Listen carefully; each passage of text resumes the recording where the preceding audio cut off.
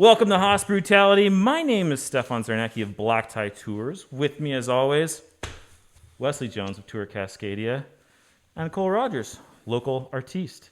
And we are joined today by a jack of all trades. He's worked in bars, restaurants, in construction. I want to hear more about that. In retail, delivery, beer delivery, and probably more that I'm not even saying you mentioned. But he settled down here on Ribbon Ridge, and he is the owner of Killdeer Distillery, Colin Fischer. That's him down on the end. Colin, thank you so much for having us. Cheers, guys. Up here Thanks for today. coming out. Thanks for being here, man. Cheers. This is fantastic. I'm drinking the rye. Bourbon. That'll warm you up. Mm-hmm. Tasty. That And is beautiful. Congratulations. So this is the tasting room. This is it. So congratulations. I think you've only been, early COVID? Yes. Last fall maybe opened? So we started the project 6 years ago, and it started with, we were monkeying around in Portland. We were hobbying, doing different things. And at one point, my wife was kind of like, you know what? I think your hobby takes up too much time. We should either see if this can be something real or not be something real. Yeah. And I had a day job and decided to kind of look around. And long story, we ended up finding the spot here. Started the build out about 6 years ago. Wow. Got the production room done 3.5 years ago, and then the tasting room finished this year.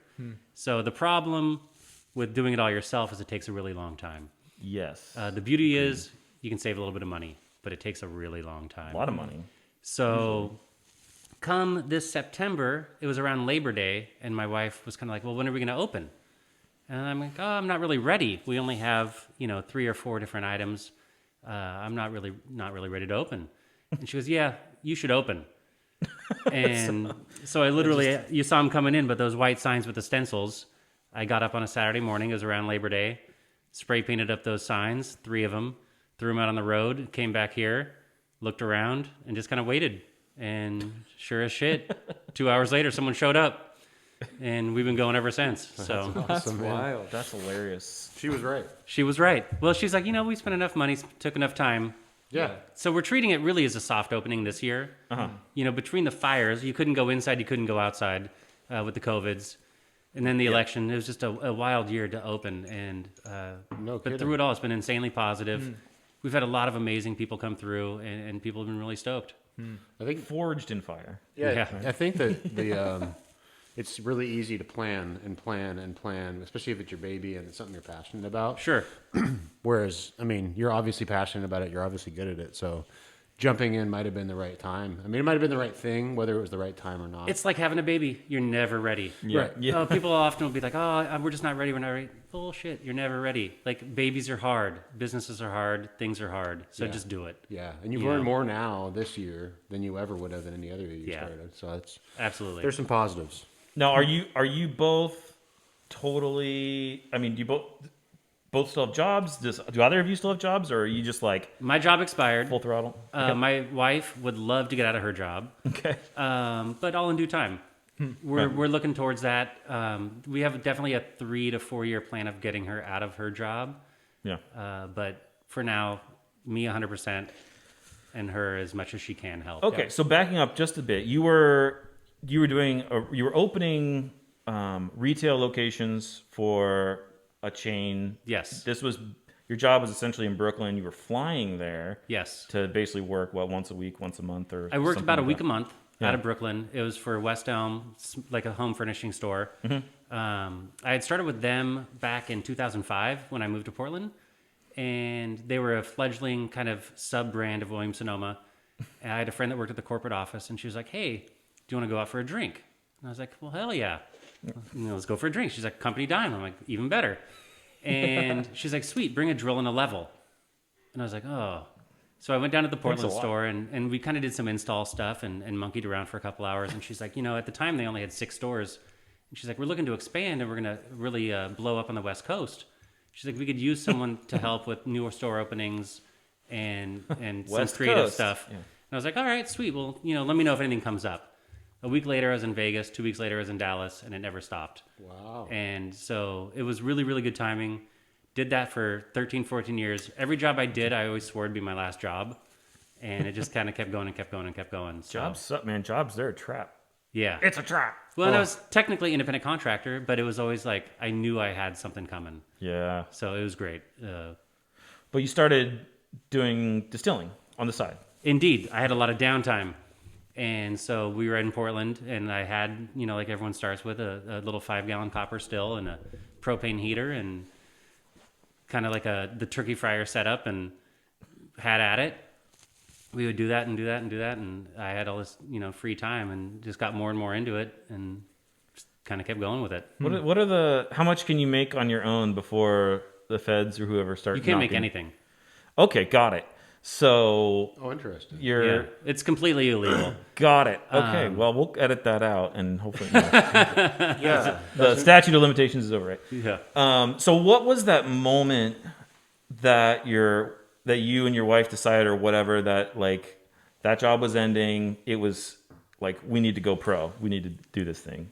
For me, it was almost, it's funny because I've always been self-employed. It was almost, it's always been easier for me to create jobs. And so I was like, this is what I'm into now.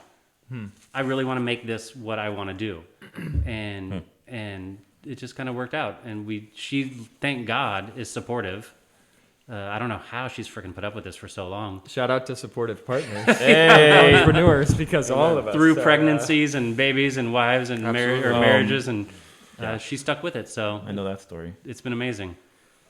No, that's awesome. Okay, so you've been on property here for 6 years? Yes, sir.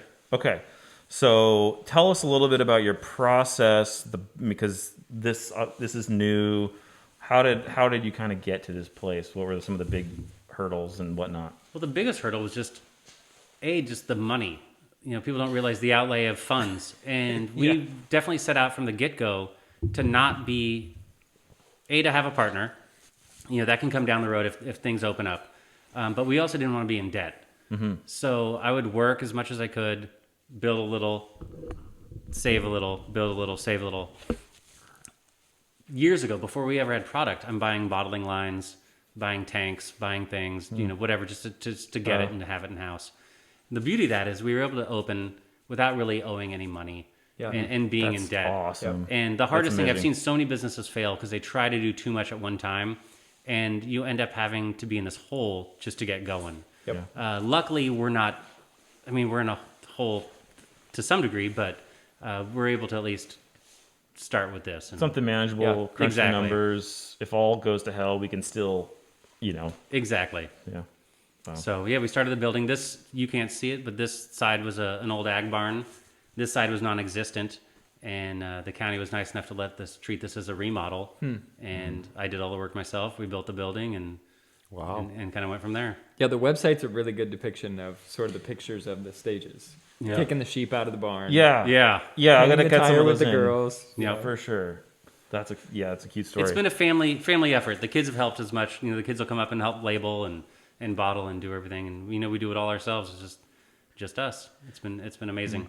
Tell us about the name and it's an interesting story. So the Killdeer is inspiration. oftentimes people don't really know what they are. Some do, some don't. But it's a bird that lives up here in Oregon. They live all over the United States, actually.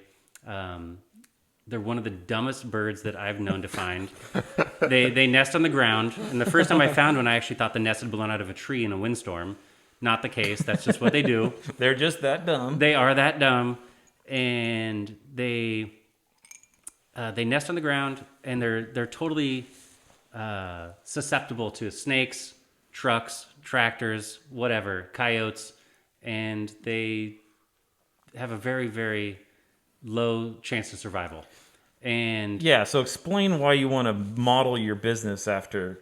I just thought they were damn cute. So it's not prophetic. It's not. No. Killdeer are really interesting birds, though. They actually pretend that they're hurt. Yes, in order to, the broken wing. Yeah. Yep. They do the broken wing dance. When you approach them, they look as if they have an injury, and they'll lead you astray from their nest. And then as you come into their thing, they'll take off. I'd actually kind of squirreled away the idea for our single malt. It was going to be the Killdeer because I thought that sounded Scottish. I thought it sounded single malty-ish. Yeah. And my buddy who's in branding and marketing was like, dude, you're hemming and hawing over names and this and that. Like, just stick with it. Like, if that's what you like, just brand that. Yeah. Yeah. Everything else you have, you don't love, but you like that. So roll with it.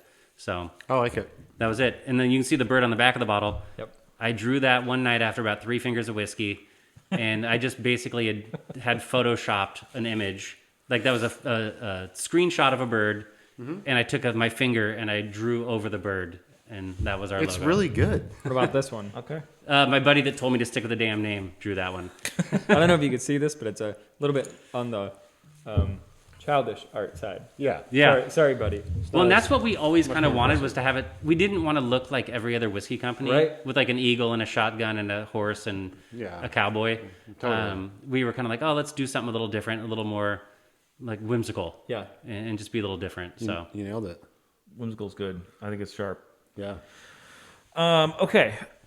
So our viewers are, I think, primarily wine drinkers. sure, This is, our background is primarily in wine. Obviously, we like spirits. We don't talk about spirits that much.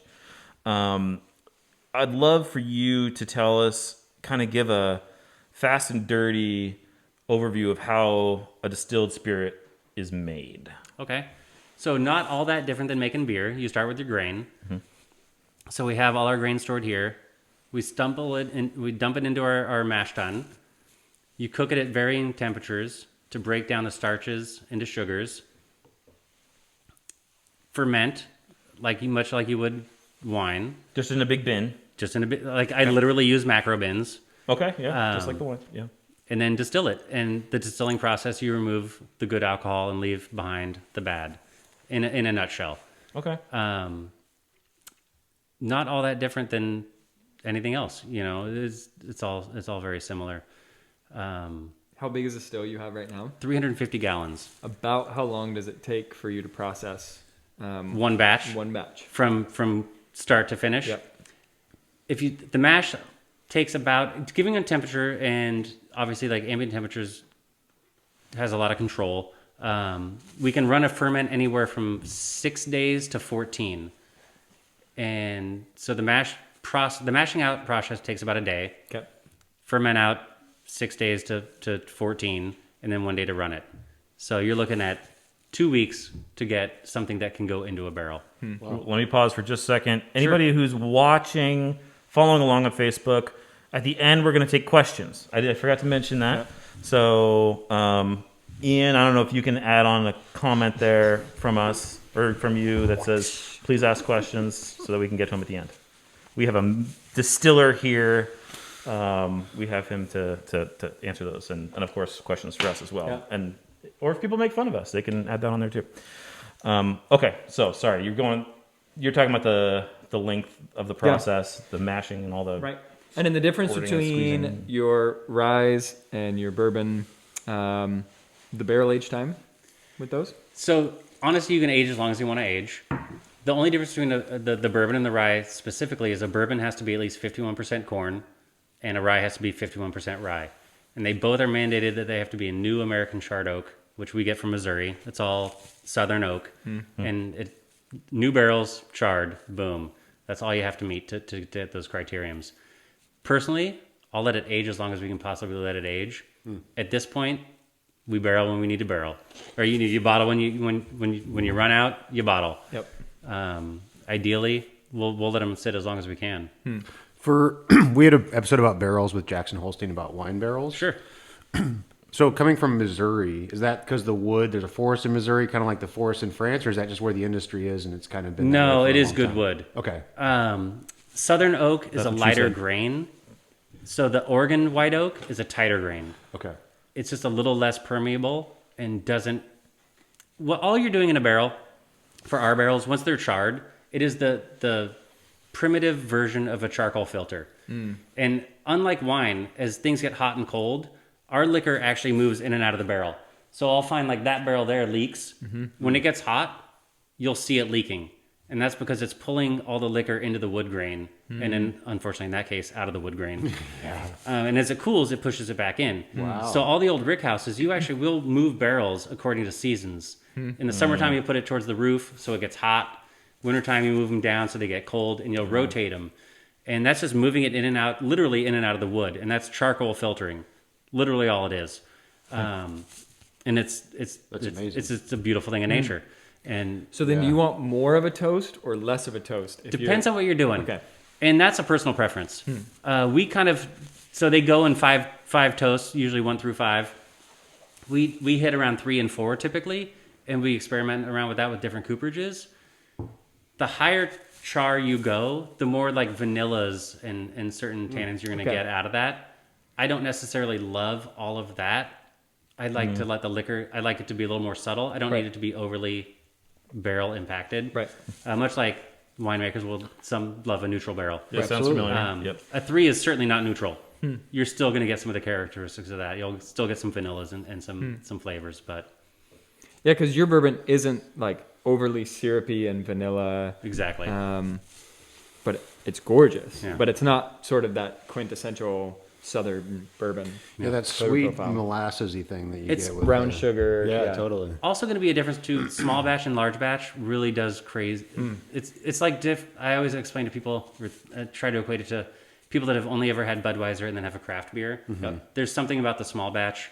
You know, the big producers, they are so homogenized and they are really driven on having a continuum of flavor. So they cut so many corners out to not have different things introduced, Right. if that makes sense.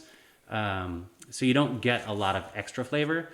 I'll find that we're actually more complex in certain areas, but not barrel driven. So then are you also, if that's the case with small batch, if we're going to use wine terms, are you terroir and vintage driven? Are you going to have different flavor profiles potentially year over year? If I Yes. was to collect your bottles and put 5 years side by side. Like for example, now we're trying a new cooperage from upstate New York, Okay. Southern Oak, but they have a whole different technique of making barrels. So I'm like, oh, well, we'll give them a run. So we ordered 10 barrels. We'll see what they see what they do. All barrels are different. Batch to batch will be not completely different. Right. The mash bill will be the same, and some of the underlying characteristics will be the same, but there will definitely be variance. Does wheat and rye, and I'm speaking out of my ass because I don't know, does wheat and rye change season over season based on how the growing Like terroir. season actually... There's a lot of Was debate Or about that. vintage variation. Right. Yeah, exactly. Right. I was curious. A lot of people will tell you no. Yeah. A lot of people will tell you yes. Yeah. So I think it's Whatever really- sells more booze. No, I think it's really individual. Like a lot of the farmers will be like, but a lot of people will tell you otherwise. I do think there is an element of where things are grown and how they're grown. Right. I just believe that intrinsically. I think farming matters, Right. and no matter what you do. If you have a Monsanto crop versus, a local farmer that's farming 400 acres. Exactly. You have a difference. I think it matters. Where do you get most of your corn or rye or whatever? From? So right now they're all spread out. The corn and the rye, as you mentioned, we get from actually a fella in Virginia. Wow. And it's a guy that I have a relationship with. When I was learning, I was lucky enough to meet an old timer that was up in the hills in Virginia. And he took me under his wing and kind of showed me the way that he does things. And through that, I got to meet his farmer who grows all his own grains, mills everything. And he's just a good old boy in the frickin' hills of Virginia. And I can call him up and be like, dude, I need 4,000 pounds of rye. All right. I can't understand a word he says. and then I get a bill. That's so awesome. And it's really down home. And so I kind of like his relationship. Yeah. I am looking into, we want to do an Oregon single malt. So we're Yeah. kind of playing around, looking at different things. fun. We have a few things we're playing with right now, like locally that we're doing. I have a batch of something going right now that's off the books of nothing that we've done before. So now that we have kind of our brown program in place, we can start to play around with some different stuff. And that's where it's getting fun. Yeah. No doubt. Hence the absinthe. Yeah. Like that was just something I just wanted to do. Yeah. And it's been super well received and just like it's super interesting. And And the absinthe's what, 130 proof? 130. Yeah. Hairy balls. Put hair on your chest. Yeah. Now, when did you fall in love with the distillation process? Was it a drink you had early on? Was it learning from someone? Was it just experimenting? You know what? So it's twofold. I just like. I've always worked. So I worked in breweries, worked in wineries. I like the process. Yeah. I like equipment. I like procedure, and I think it's just really fun stuff to do. And then I loved whiskey, and so I was really fascinated by just like, well, how how do you remove these things? And it's our setup, which you haven't seen yet necessarily, but we're not fully automated. It's all sensory. Right. As I run through a batch, it's all levers and temperature changes and controlling things. And it's amazing that you can really control what comes out at different times. And to me, that's the fun part. Yeah. That's beautiful. There's no way I could ever hand off that process to someone else. I don't know how I'd train someone to run our system, because there's literally like 84 ball valves of like heat and water and temperatures and controls. Wow. It's all... Okay, good. See, I'm glad you're getting into that stuff. And then you're like, oh yeah, you put it in the masher, put it in there for a while, put it in still, and it's done. See, because all those Sounds little more details are complicated, fascinating that, you know, I think people want to hear about, and that's probably what causes why this tastes different from this, and et cetera. And so actually that brings me to my next question.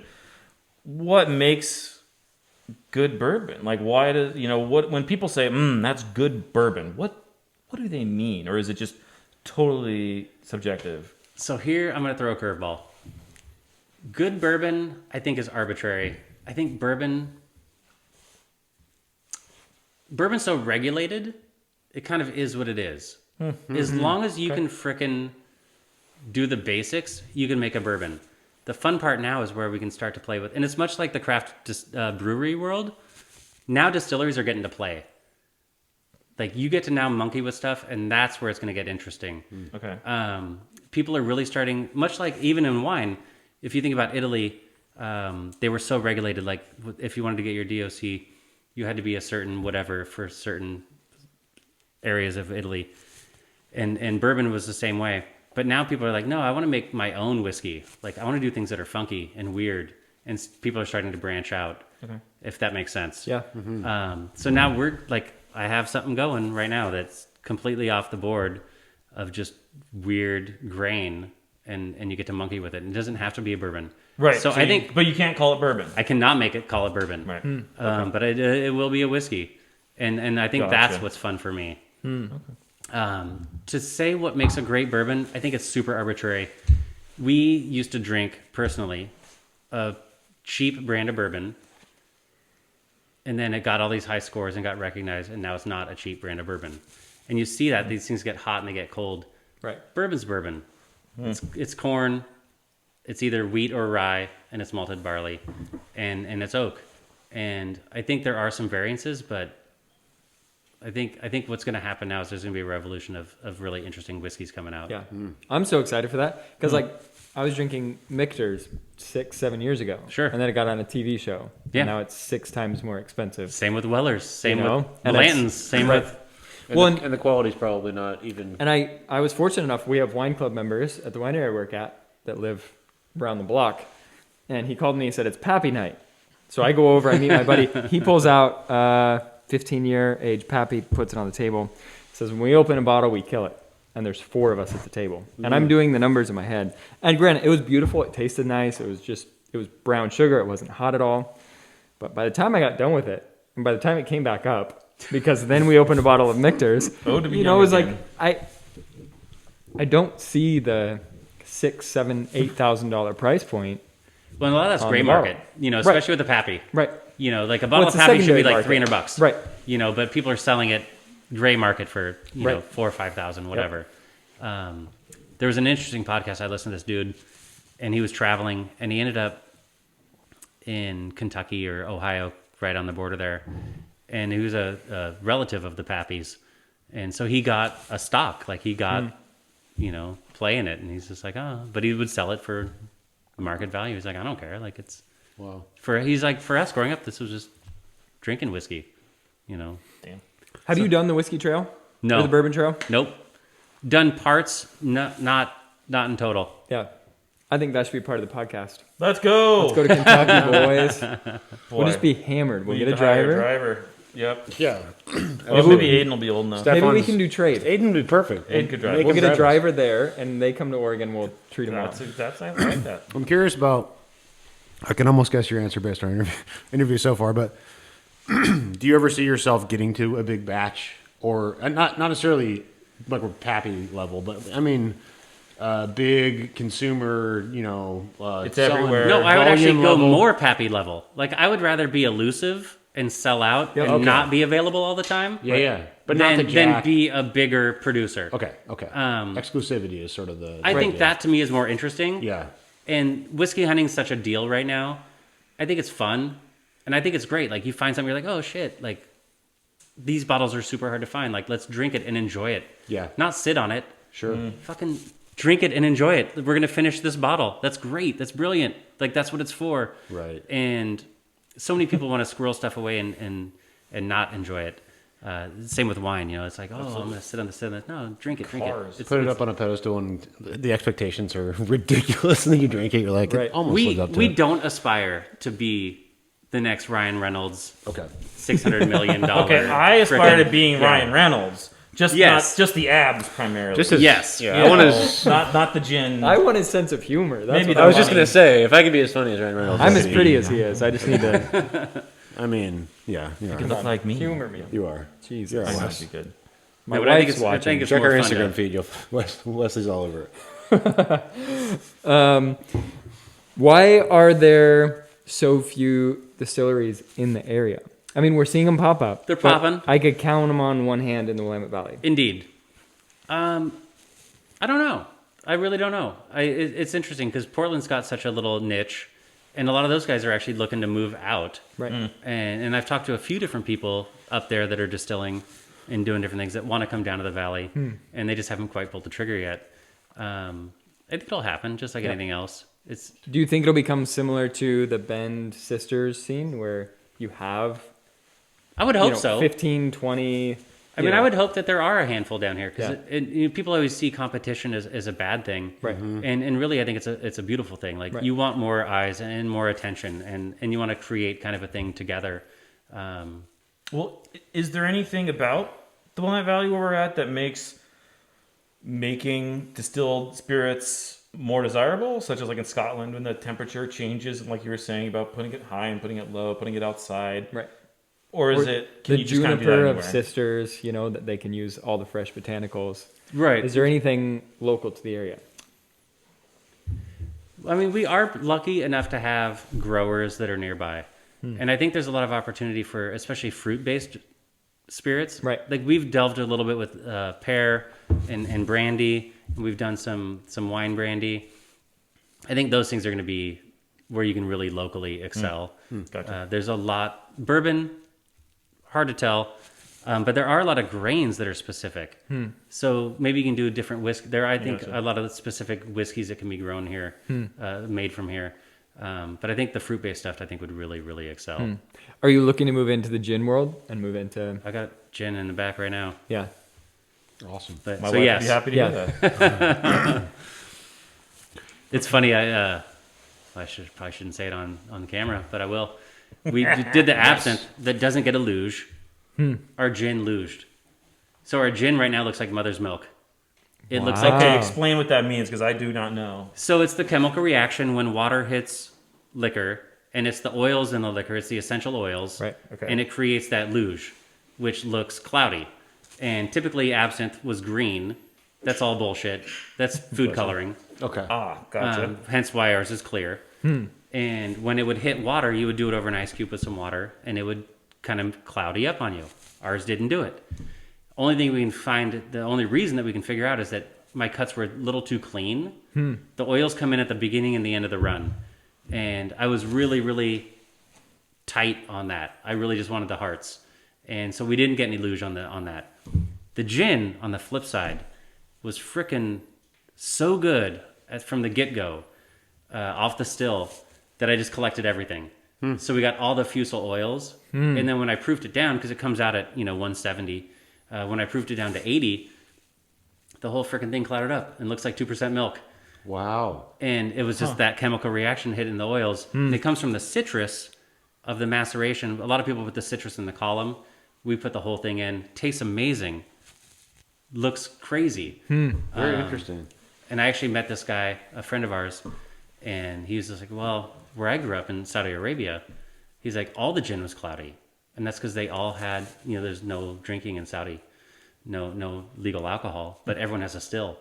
and they collect every awesome. drop. Yep. Yes. And he's like, all the gin was cloudy. Wow. And so it's just kind of this interesting thing. So we're trying to balance, like, is that going to be weird, like, in a marketplace? Are people going to hedge at a cloudy gin? Yeah. Or are they just going to be like, oh, that's unique and You could and dye interesting? You could dye it green. Which is, yeah. And that's why we don't dye the absinthe. It's No, like, I think that's cool. we tried a bunch of natural coloring, but I'm like, I'm not going to put frickin' food dye in my No. in my booze. It No. tastes the same. It's just frickin' color. It's Yeah. show. Right. And all that shit you buy, it's all just falsely colored, you know? Yeah. Yeah. And you know this Don't is get me going to make started. you go blind. So Yeah. there's that. Well, what we're finding too is people are interested in things that aren't normal up Right. here. In general, like when people come through the tasting room, like they're like, "Oh, I've never had a cloudy gin." Well, no, you haven't. But Right. here you go. Now you will. Right. And they find that interesting at this level. Yeah. Absolutely. Which I think is really interesting. I think people are interested in like honest expression of your craftsmanship. Yeah. It's not about following what's normal, right? It's how is this person who is the artist and they're pairing their artistry with their chemistry going to present us a unique product. Yeah. I find that in tasting rooms all the time. Well, you find it, and you know, you've been in enough tasting rooms where you see it. Half the people are really interested in the end product, Right. and half the people are just interested in the release of getting out of like Portland, Yeah. Yeah. or wherever they 100%. come from. Right. I used to really fight with people. They'd come out here and they'd be like, I mean, you drove out here. We're on a dirt road for a couple of miles, and it feels like if you're not from here, the middle of nowhere. And I'd be like, oh, we're not that far, and I would kind of push back on that. I'm like, oh no, this is what we're selling. Yeah. Like, yeah, you're right. Yeah. Yeah. And you're damn lucky you found us out here in the middle of fucking nowhere. Right. Yes. Because Right. we are out here at the end of the road. And then people are like, they get fired up on that. They're just Yeah. like, oh. Yeah. And You it found gives us. them that sense of like, oh, I found something that other people can't find. Right. Absolutely. And so we're learning, like, we sell that, we sell ourselves, and we sell what we're doing. That's the Oregon Right. spirit right there. Yep. In a nutshell. Yeah. You found us. And why you hire a Congrats. tour driver to get you to Killdeer? Oh well, Yeah. you know, you could absolutely. it's happened in the past. Okay, that was lovely. Anybody watching, feel free to again add those questions, and we'll get to those at the end. But we're not gonna do it right now. We're gonna move on. I want. Can somebody pour me something though that I haven't? Are you, you're Absinthe? driving. So I am. I'm good. I'm good. I'm taking tiny little pours. Do you want a tasty bit? You want Well, the absinthe? there was some espresso something or other Ah. thing. I want to try. Yeah, that. talk us through your line really quick before we move on. The rest of our But podcast I is want my booze. we can do it condensed. But Sure. Talk us through what we're pouring. So in your hand right there is an espresso bean, whole espresso bean, whole vanilla bean, touch of sugar, and we start with 100 proof. Just of a neutral grain One spirit. finger. Ends up being about 66. It's just kind of a little tasty dessert. Okay. The absinthe is an old world absinthe, wormwood, the whole jam.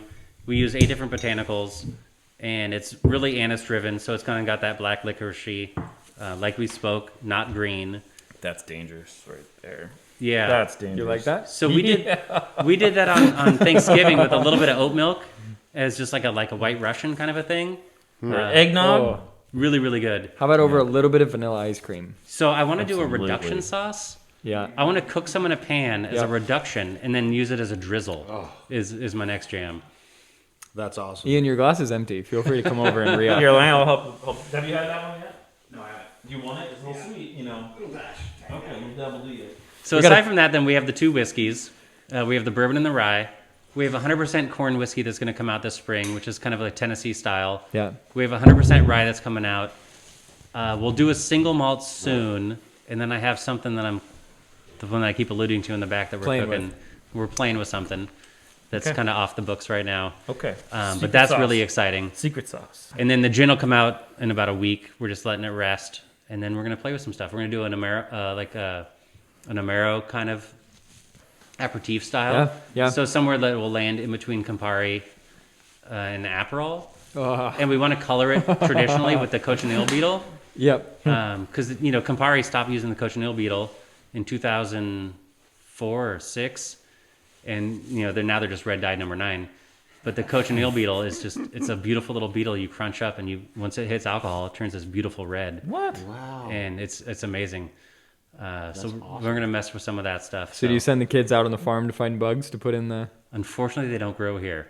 Okay, but now you bring them in dead already, right? Yes. You're not like going to spread some disease in Oregon. No, they're that's gonna- dried, and you crunch them up in a Vines. mortar and pestle. Yeah. And that's what Campari was colored with for Okay. 150 All right. years. I know who to find. It's beautiful. Yeah. Sign me up. Yeah. Now, as far as your sales go, folks can come to the tasting room. Yep. They can order online. Yep. Do you have a club scenario where people get shipments every month? No. So Oregon's tricky. Thanks, OLCC. Yeah. Fuck the OLCC. Shut up. We're going to be submitting paperwork. We love you, LLC. Yeah, you make things so easy on us. Actually, with the COVIDs, they're starting to loosen up a little bit. Okay. That's That's true. That's we true. can't do a lot of shipping. We can only ship in Oregon. Okay. Yeah. Clubs are kind of tricky. You can do like a club, but you can't do deals and things. So it's all really gray. Kentucky actually just legislated last week or 2 weeks ago that they can now ship out of Kentucky. And this was like a groundbreaking thing for the spirits world to have people from Kentucky actually be able to ship out. So interesting. And so we're hoping that Oregon will at least let us start to do some more. So it's the Oregon liquor control that won't let you ship out. Yes. Because it's But oftentimes... states on the other end also will not let them in. See, that's... So there's it only seems so like- many certain yeah. states that are quote unquote open states. Right. And so same with wine and beer, there's a certain amount of open states that'll let you ship in.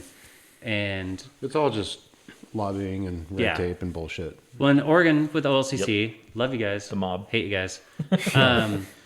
We can ship to Klamath Falls.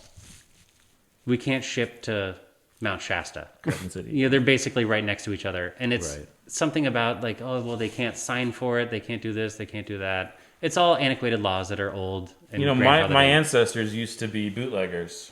Nice. And running whiskey and moonshine into the coal regions from Pennsylvania, from Reading. So I might be able to help you out. Look, yeah, times are tough with COVID. So That's I've true. got I'm willing got to a try big anything. SUV. Well, the COVID, and, I mean, things like Flavia are now around, and people are shipping liquor, and they're figuring out, like, oh, it actually works, and it's okay. And Right. you have someone that can sign for it. You know, we can ship in Oregon. We use FedEx. You pay the whatever it is, and right. they sign for it, and it's fine. It's not a big deal. So they'll get through it. Well, some of these laws, these regulatory laws are, 100 years old. It's still You the know. hangover from Prohibition. Like, come on, people. But all right, we're gonna move on to our sports minute. 60 seconds. 60 seconds is that what we're gonna do? Okay, Fights. This week we got fights coming up. Dana Huge White fight said he's card. going to come down hard on Yeah, on don't Pirators. stream the pay per view this I weekend. sat next apparently. to him on an airplane once. Yeah. Oh yeah, Yeah. Fuck Charlie you, Brown. Dana. Dana White. Did you talk to him? Yeah, he was great. I Sorry, bet not to he was interrupt. entertaining. That's awesome. Entertaining. Him I and love Joe Dana Rogan. I White. sat between him and Joe Rogan. What? No shit. Really? Dude, that's awesome. How'd you get between them? So, truth be told, I sat next to Dana White. It was first class, so it was the two-seater. So I sat next to Dana, and Joe was in front of us in the seat, and we all just rapped the whole time. Well, if you can Holy get shit. Joe to get us on his podcast, we'll that be would forever help. indebted. Let's get Joe on this podcast and talk fights, talk on, marijuana, talk. Oh, God, Joe, dude, we'll Joe go. loves to talk. We can talk about your bad politics. It doesn't matter. I love Yeah. you, Joe. I love you, Joe. And I love your politics. Some of the politics I like. Yeah, well, I like that he's an individual. Yeah. The McGregor Poirier fight this weekend, which is one of the biggest cards in the history of the UFC. Really, it's the biggest. I mean, it's the Anytime big, Connor's on the card, people Yeah, are gonna it's buy it. Red penny and it's a night. rematch. It's the first rematch Yep. he's had in the UFC, I think. Is it really? No, I think- he fought. Connor fought. No, he fought Diaz. Oh, he fought Diaz Diaz twice. twice. You're right. You're right. Yeah. Which he needs Well- to fight him again. We need that trophy. and he fight. lost that second one. He I don't lost care. both of them. Yeah, he lost. Yeah. Both. I mean, he got choked out. Yeah, no, I'm very excited about the fight. Actually, I got don't money know. on Poirier. I have trouble. You got money on rooting- Poirier? I have trouble rooting for Connor in this fight because I really like Dustin Poirier. Oh look, I never. He's a bad motherfucker, and he's just class. He's like done everything he needs to do to be a champ. And he's hungry. Yeah, I could see him winning, Yeah. No, getting overlooking Connor overlooking him a little bit. Look, that how- Cerrone fight. God, like but I know. I love Poirier Cerrone. is like a Cerrone admitted, smaller- though, when he came into the Poirier fight Gaethje. that he wasn't in a good Poirier headspace. whooped Gaethje. Poirier's, yeah. yeah. That fight was like that. That fight, I think, is a good reason why he can beat Connor. Gaethje hits as hard or harder than Conor McGregor. I would say. Yeah. It's true. Yeah. It's true. The jiu-jitsu side, I think, is going to be close too. I'm interested to see Connor's it got go to the jiu-jitsu. ground. But Connor's jiu-jitsu has gotten a lot better. Yeah. also the last weekend's card, Stefan. Yes. God yes. damn. I didn't watch it. Oh my God, Max Halloway. the greatest performance. One of the. Did you watch threw- last weekend's card? No. He So- threw over 600 strikes. 700. 700? He broke the love the attempted strikes by 200 strikes. His own record. He broke that guy. the significant strike record Yeah. by like something like the original record was like 157 and he hit him like 240 something. Tell me times. he won. He's not like the Nets, right? He Oh, yeah. No, he won. dominated with. At the end of the fight, he was looking at Daniel Cormier, slipped a punch while still looking at him, landed a jab, and said, "I'm the best boxer in the UFC." He was shitting on this. It was the guy. closest thing to an amazing. Ali exchange that I've ever seen. Oh. He's looking this way and he dodges 2 or 3 at a time. Oh I man, love that guy. If you have Love that guy. if you have ESPN Plus, yes, yeah, you can go watch it. It's on there. Max Holloway. It was one of the most beautiful. I was athletic standing in my living performances room I've ever holding my watched in 8-month-old, like hopping up and down. Yeah. I was very excited. The All most- right. yeah, it was That's our amazing. sports minute. We know you've been waiting all week to hear that, people. Ian is so bored right now. Yeah, I know, sorry. Updates, boys. We got a bank account. we do. Westco Wine update. Yeah, we've got that's the the new jingle. That's the new jingle. We have a open bank account. Yeah. There's still one more piece of paperwork to sign. But it's open. It's open. We have a bank account number. It's got a 0 balance. It's got a 0 balance. We and got a they're bank gonna- account. And we're gonna go into Not negative. negative. Yeah, it'll be a couple months. We have to That's put the some money tier in there, or they'll start charging us. But we'll put a couple bucks in there, I think. Yeah, Speaking we'll be of okay. which, we would love for you to contribute to our Patreon as soon as we open it, which is going to be really soon, and This we'll week. share that hopefully next week with you. Or we'll link it probably on Insta. We'll link it Yeah. on Facebook. By the time this is live, we'll have it set up. We'll have it set up and more details as well as far as, does that get you something other than just that feel-good feeling in your heart for supporting few Which should be enough, but we'll maybe think about giving you something besides just the good feeling. in your heart Stefan will of give you a giving to us. shoulder rub. Right, exactly. And I'm looking for volunteers to do TTB paperwork, Yeah, Tobacco and Trade Don't look at me. Sure. Bureau. All right, fuck you guys. I guess that's me. I do it all the time. Yeah. when I'm done doing the label, I'll get on that. We can talk, yeah. And then label, yeah. Label's label. getting close. We haven't had more sketches, but I think we're kind of more in agreement on what we like. We've got the concept down, I think. Well, there's been more sketches since the last sketches we've shown to our viewers.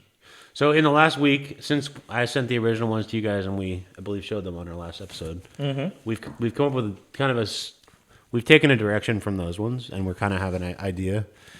And I think we're pretty close actually to the concept. So Thank you to I'm Chester. excited. Chester Allen coming Dude, in with the, that was clutch. the name suggestion. Oh, I like man. the name. I don't know if we're going to do it, but I like the idea. It might that- come in later on down the road. it's a great name. I'm a big fan. We'll just say it. Three brutes, Three brutes. like brute rosé, We're rosé. kind All of us are We're basically guys. Neanderthals. We have and yeah. well, I'm more of a Renaissance man / Neanderthal. So, because I could sing, I could sing a show. I tune, can yeah. No, Stefan definitely is. but I'm just getting by on no. I like the a idea, and it decent actually really works with personality the and okay artwork. looks. It works with some Works of the artwork. perfectly. That, Yeah. Yeah. Okay.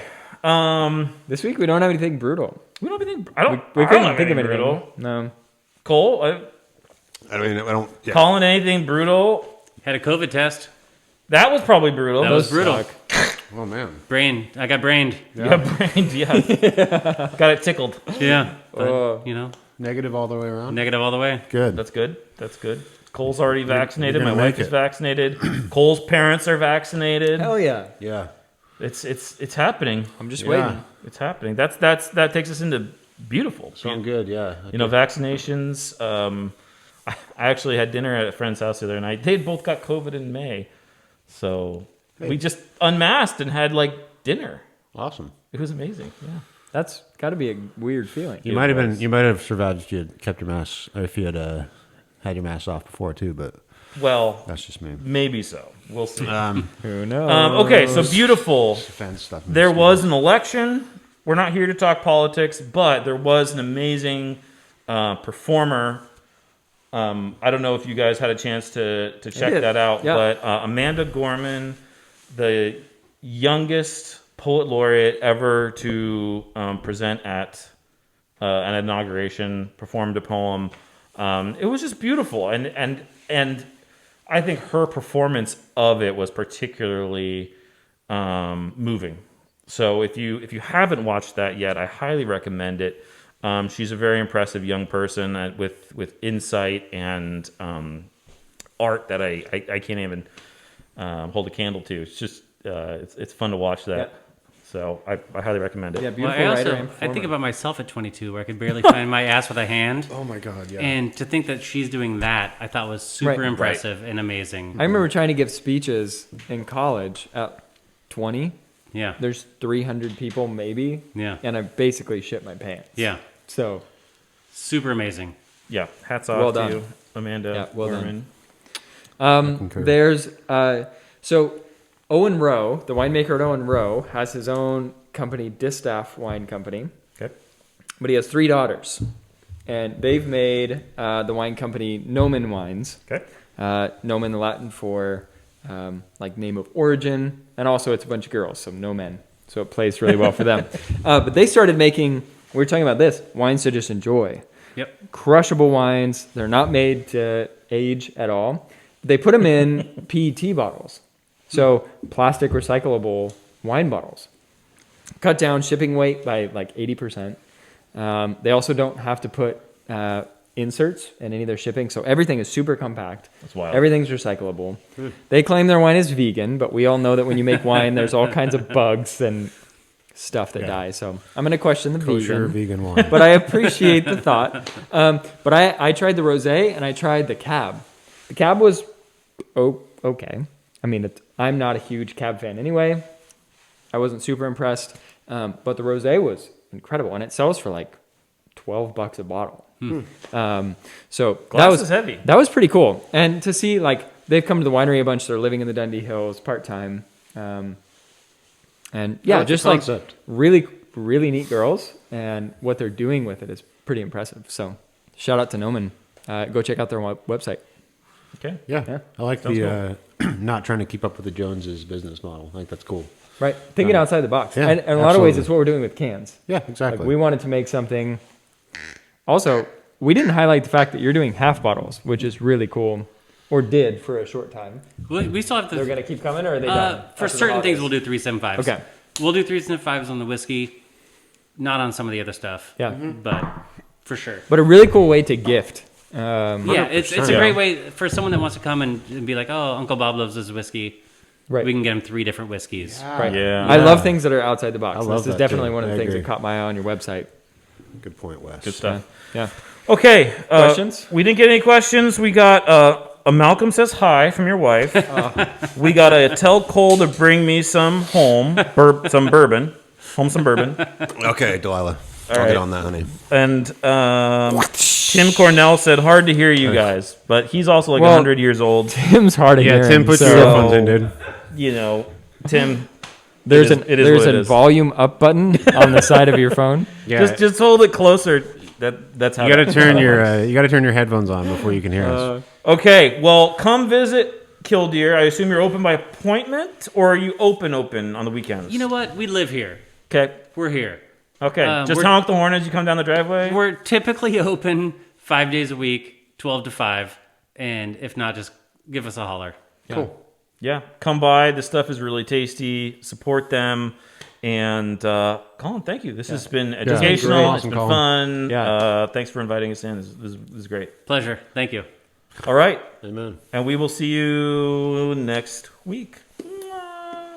Bye-bye.